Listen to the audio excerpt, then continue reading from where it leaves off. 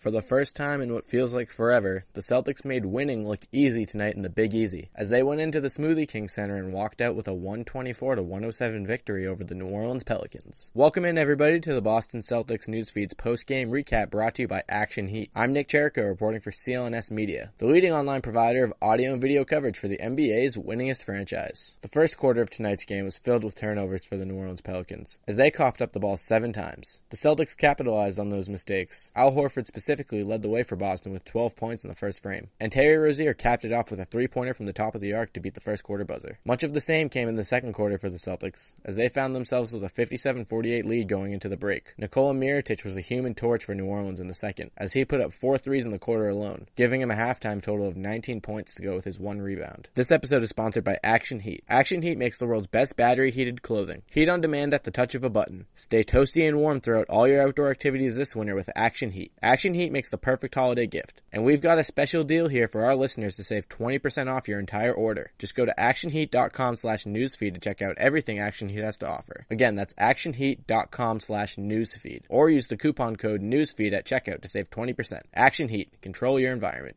Not much changed in the third quarter for Boston, as they maintained a steady lead throughout. They held on to an 89-79 lead heading into the final frame. New Orleans star Anthony Davis looked off for the majority of the night, but he came alive in the fourth, helping cut the Celtics' lead down to as much as 6 points. But some late-game heroics from Kyrie Irving and Al Horford from beyond the arc helped Boston cruise to a 124-107 victory. Kyrie Irving led the way in this one for the Celtics, as he put up 26 points to go with 5 rebounds and 10 assists. And on the other end, Anthony Davis led the way for the Pelicans in scoring with 27 points, 16 rebounds, and 5 assists. Turnovers were the biggest story of the night for the Pelicans, as they managed to give the ball up 22 times in this one, and the Celtics capitalized on those mistakes, scoring 32 points off turnovers alone. They also finished 19 of 39 from 3, while holding New Orleans to a mere 12 of 32. The Celtics are now off until Friday, where they'll be back at home to take on the Cleveland Cavaliers. Tip-off for that one is set for 7 o'clock p.m. Eastern. Keep it tuned to CLNSmedia.com and at CelticsCLNS on Twitter for all the latest Celtics info. Until next time, guys, for the CLNS Media Network, this has been Nick Cherico.